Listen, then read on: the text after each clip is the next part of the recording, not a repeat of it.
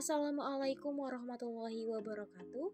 Perkenalkan, kami dari kelompok 6 akan memaparkan materi mengenai pengaruh nilai tukar, inflasi, dan suku bunga terhadap bisnis internasional. Video ini ditujukan untuk memenuhi tugas mata kuliah Manajemen Keuangan Internasional yang diampu oleh Ibu Dewi Cahyani Pangastuti SEMM.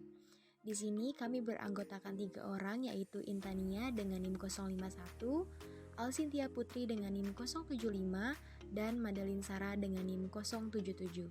Nah, untuk pembahasan yang pertama, kita masuk pada latar belakang. Yang pertama, dalam suatu negara ketika jumlah uang yang beredar lebih banyak dibandingkan dengan barang yang beredar, maka dapat dikatakan sebagai indikator dari inflasi di suatu negara. Negara yang mengalami inflasi akan membuat mata uangnya melemah terhadap mata uang asing.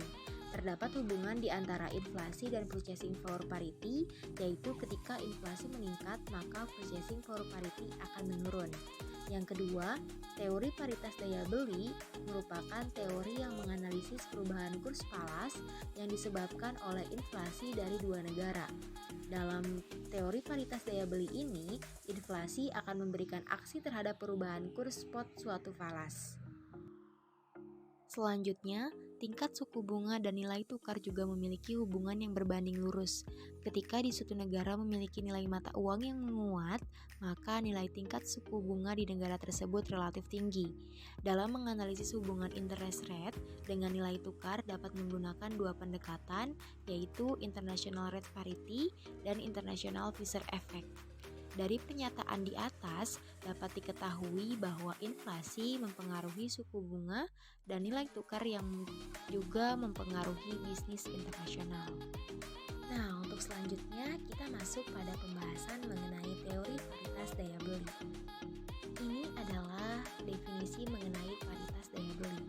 Teori paritas daya beli dinyatakan bahwa akan ada penyesuaian nilai tukar dari waktu ke waktu untuk mencerminkan selisih inflasi antar dua negara. Hal ini akan berpengaruh terhadap daya beli masyarakat akan produk-produk dari luar negeri. Ini berarti nilai tukar suatu mata uang akan berubah sebagai reaksi terhadap perbedaan inflasi antar dua negara, dan daya beli seorang konsumen ketika membeli produk domestik akan sama dengan daya beli pada saat melakukan impor dari negara lain. Selanjutnya adalah mengenai paritas absolut dan juga paritas relatif. Nah, yang pertama itu adalah teori paritas absolut. Jika tidak ada hambatan internasional, konsumen akan mengalihkan permintaan ke harga yang terendah. Implikasinya adalah harga suatu barang di dua negara yang berbeda harus sama bila diukur dalam mata uang bersama. Jika ada perbedaan, maka permintaan harus bergeser sehingga harga dapat sama. Dan yang kedua adalah paritas relatif. Teori paritas relatif digunakan untuk mempertimbangkan bahwa adanya ketidaksempurnaan pasar seperti bea masuk, transportasi, dan kuota yang berbeda di berbagai negara. Jadi, harga sejumlah produk pada negara yang berbeda tidak selalu sama jika diukur dengan mata uang bersama. Apabila terjadi perubahan harga di kedua negara, maka nilai tukar pun harus mengalami perubahan juga. Nah, dan ini adalah derivasi paritas daya beli. Yang pertama itu ada rumus yang pertama, VF 1 tambah IF dikali 1 tambah EF. Nah, untuk yang bawahnya itu ada PF 1 ditambah IF dikali 1 ditambah EF sama dengan PH dalam kurung 1 tambah IH. Nah, untuk lanjutannya ini, yang pertama itu untuk memecahkan EF akan menghasilkan 1 tambah EF sama dengan PH dalam kurung 1 tambah IH dibagi dengan VF dalam kurung 1 tambah IF, dimana EF sama dengan PH 1 tambah IH dibagi PF 1 tambah IF dikurang 1. Nah, karena sama PH dan PF, karena indeks harga diasumsikan sama di kedua negara, maka akan menghasilkan rumus EF sama dengan 1 tambah IH bagi 1 tambah IF dikurangi 1. Selanjutnya kita masuk pada contoh studi kasus yang pertama. Yang pertama itu diasumsikan bahwa nilai tukar pada awalnya berada dalam keseimbangan. Lalu mata uang dalam negeri mengalami tingkat inflasi sebesar 5%, sedangkan untuk negara asing mengalami tingkat inflasi sebesar 3%. Menurut teori paritas daya beli, mata mata uang asing akan menyesuaikan sebagai berikut. Nah, untuk perhitungannya itu kita menggunakan rumus EF sama dengan 1 ditambah IH dibagi dengan 1 tambah IF dikurang 1. Nah, sama dengan 1 ditambah 0,5% itu tadi adalah tingkat inflasi dalam negeri dibagi dengan 1 tambah 0,3 itu merupakan tingkat inflasi luar negeri dikurangi 1, totalnya adalah 0,194 atau 1,94%. Dan untuk kesimpulan hasilnya, dalam contoh tersebut, mata uang asing seharusnya terapresiasi sebesar 1,94% dalam respon tingkat inflasi negara asal lebih tinggi daripada negara asing. Meskipun inflasi negara asing lebih rendah, apresiasi mata uangnya mendorong indeks harganya naik dari perspektif konsumen negara asal. Saat mempertimbangkan efek nilai tukar, indeks harga kedua negara naik 5% dari perspektif negara asal. Dengan demikian, daya beli konsumen sama untuk barang asing dan barang di negara asal. Dan ini adalah contoh kasus yang kedua. Diasumsikan bahwa tingkat inflasi negara asing melebihi tingkat inflasi di negara asal. Misalnya nilai tukar pada negara asal mengalami peningkatan inflasi 4% dan negara asing naik 7%. Maka perhitungannya adalah sebagai berikut. Nah, perhitungannya itu kita masih sama menggunakan rumus EF sama dengan 1 tambah IH dibagi dengan 1 tambah IF dikurang 1. EF-nya sama dengan 1 ditambah 0,4%. 0,4 itu dilihat dari peningkatan inflasi di dalam negeri sebesar 4%. Dibagi dengan 1 tambah 0,7 itu merupakan inflasi di negara asing dikurangi 1 sama dengan 0,28 atau 2,8%. Dan hasilnya dalam contoh yang kedua, mata uang asing harus terdepresiasi sebesar 2,8% dalam respon tingkat inflasi negara asing yang lebih tinggi daripada negara asal. Meskipun memang inflasi lebih rendah di negara asal, depresiasi mata uang asing memberikan tekanan ke bawah pada harganya dari perspektif konsumen negara asal. Ketika mempertimbangkan nilai tukar, dampaknya harga kedua negara naik 4%. Dengan demikian, tetap berlaku mengingat penyesuaian dalam nilai tukar. Nah, ini adalah mengenai analisis grafik paritas daya beli. Ini adalah gambar mengenai grafik paritas daya beli di mana titik A menunjukkan tingkat inflasi Amerika Serikat sebagai negara asal dan Inggris diasumsikan menjadi 9 dan juga 5%, menjadi IH dikurangi IF sama dengan 4%. Kondisi ini menyebabkan apresiasi pada Inggris sebesar 4% seperti pada ilustrasi di titik A. Selanjutnya pada titik B menunjukkan tingkat inflasi Inggris lebih tinggi dibandingkan dengan AS sebesar 5%. Jadi IH dikurangi IF sama dengan minus 5%. Hal ini menyebabkan Inggris terdepresiasi sebesar 5% seperti pada titik B. Ini masih mengenai grafik, di mana ini adalah grafik disparitas daya beli, di mana titik C menunjukkan nilai inflasi negara asal melebihi inflasi luar negeri sebesar 4%. Namun karena mata uang asing terapresiasi 1% sebagai tanggapan inflasi terhadap disparitas daya beli, saat ini daya beli konsumen negara asal untuk barang asing relatif meningkat. Dan untuk titik D menunjukkan inflasi negara asal 3% di bawah negara asing, tetapi mata uang hanya terdepresiasi 2%. Tetap ada disparitas daya beli. Saat ini daya beli konsumen negara asal untuk barang asing relatif menurun. Selanjutnya ada dampak besar internasional atau international pressure effect. Teori international pressure effect menggunakan hubungan perbedaan tingkat bunga nominal dua negara untuk menjelaskan mengapa nilai tukar dapat berubah dari waktu ke waktu. Teori pressure effect mengasumsikan bahwa tingkat bunga nominal terdiri dari tingkat inflasi yang diharapkan dan suku bunga real, di mana suku bunga real merupakan tingkat pengembalian investasi kepada investor setelah suku bunga nominal dikurangi dengan tingkat inflasi yang diharapkan. Sebagai contoh, misalkan suku bunga nominal di negara A adalah sebesar 5% dan tingkat inflasi yang diharapkan adalah sebesar 3%. Maka dari itu, suku bunga real dari negara A adalah sebesar 2%, yaitu hasil dari 5% dikurangi dengan 3%. Para investor akan lebih memilih untuk membelanjakan uang mereka sekarang sebelum harga barang-barang menjadi naik karena inflasi. Ini berarti bahwa suku bunga real diharapkan dapat bernilai positif. Dengan begitu, persamaannya dapat dituliskan sebagai berikut. Suku bunga real sama dengan suku bunga nominal dikurang tingkat inflasi yang diharapkan lebih besar dari 0.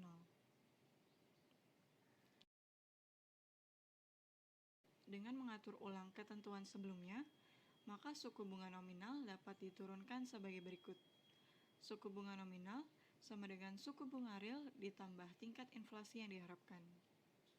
Sebagai contoh, jika bunga real yang diminta oleh investor adalah sebesar 3% dan tingkat inflasi yang diharapkan adalah sebesar 1%, maka lembaga keuangan perlu menawarkan tingkat bunga nominal sebesar 4% untuk menarik calon investor berinvestasi pada deposito. Perhitungannya adalah sebagai berikut. Suku bunga nominal sama dengan suku bunga real ditambah tingkat inflasi yang diharapkan.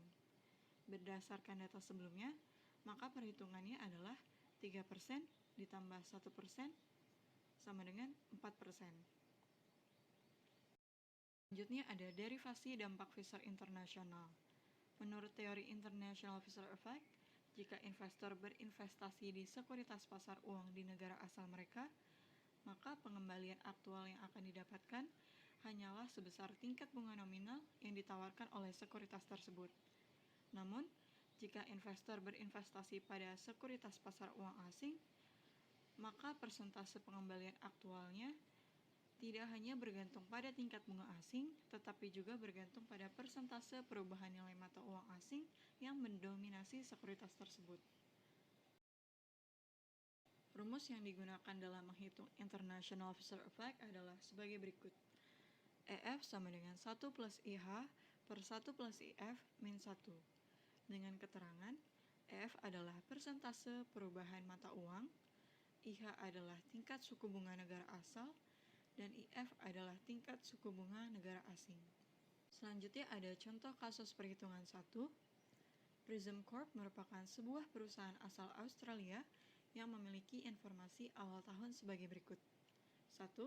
Kurs spot euro adalah sebesar 1,596 dolar Amerika. 2. Kurs spot dolar Australia adalah sebesar 0,70 dolar Amerika. 3. Kurs silang euro adalah sebesar 2,28 dolar Australia. 4. Kurs forward 1 tahun dolar Australia adalah sebesar 0,71 dolar Amerika. 5.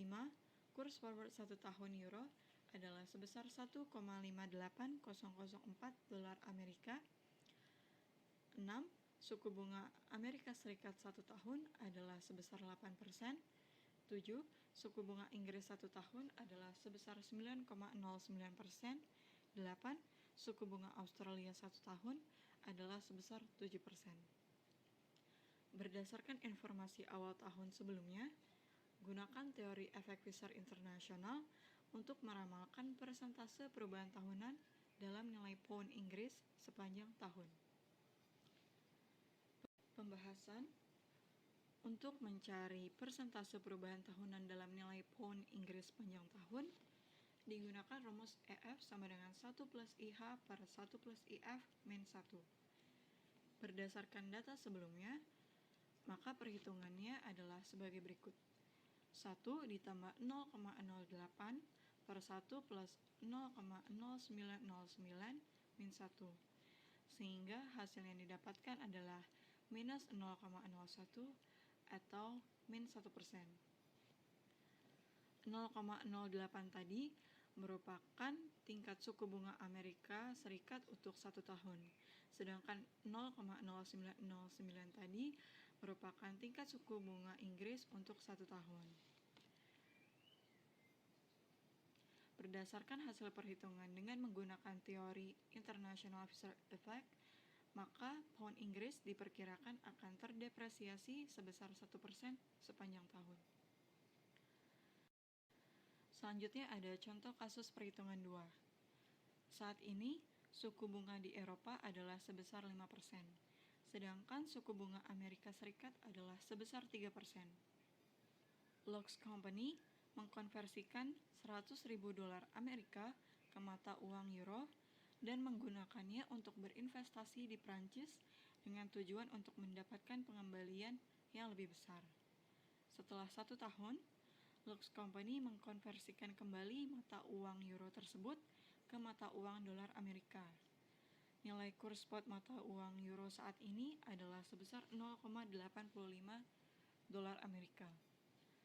Berdasarkan ilustrasi sebelumnya, maka pertanyaannya adalah sebagai berikut. 1.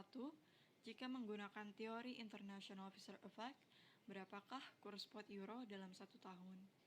2. Jika kurs spot euro dalam 1 tahun adalah sebesar 0,80 dolar Amerika, berapakah persentase pengembalian Lux Company berdasarkan strateginya untuk berinvestasi di Prancis? 3. Jika kurs spot euro dalam 1 tahun adalah sebesar 0,87 dolar Amerika, berapakah persentase pengembaliannya? 4.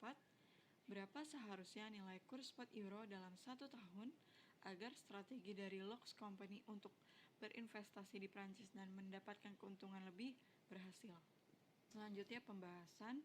Untuk pembahasan nomor 1, kurs spot euro dalam 1 tahun dapat dicari dengan rumus 1 plus IH per 1 plus IF min 1, di mana IH merupakan suku bunga dari Amerika Serikat dan IF merupakan suku bunga dari Eropa. Berdasarkan informasi yang sebelumnya telah disebutkan bahwa tingkat suku bunga Amerika Serikat adalah 3% dan tingkat suku bunga Eropa adalah 5%, sehingga perhitungannya adalah sebagai berikut. 1 plus 0,03 per 1 plus 0,05 min 1.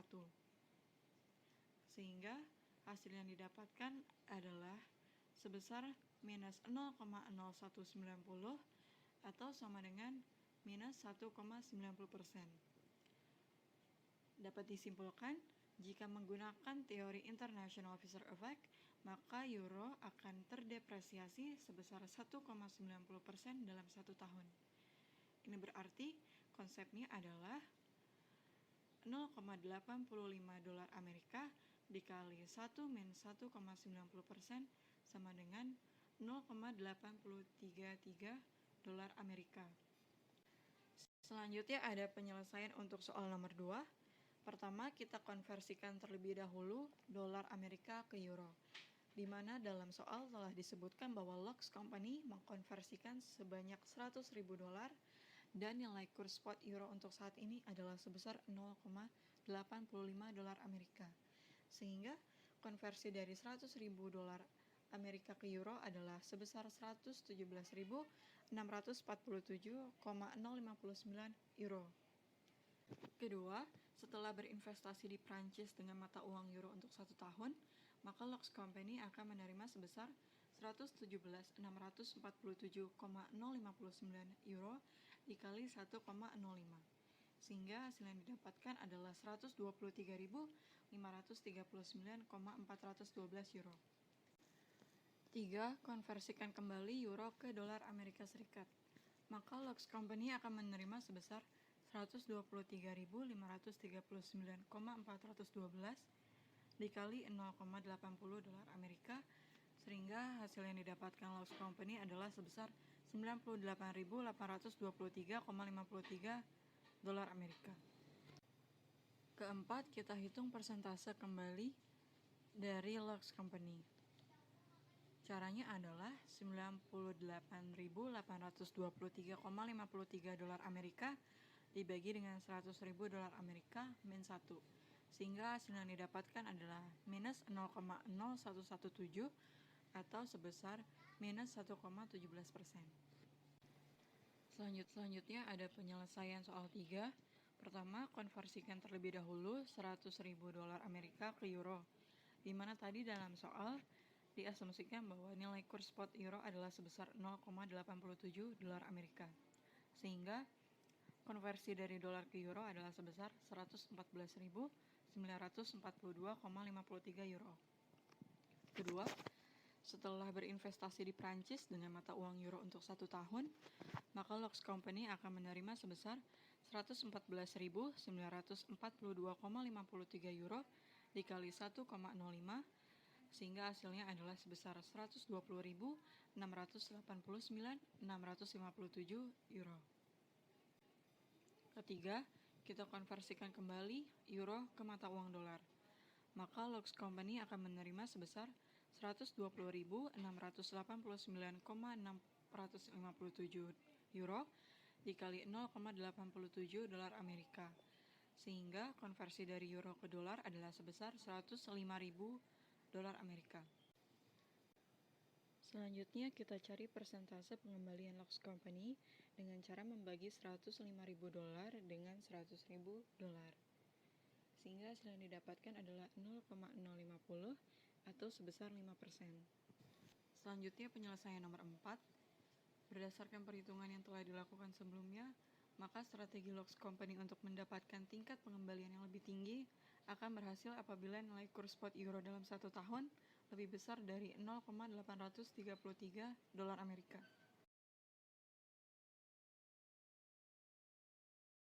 Selanjutnya ada analisis grafik IFE.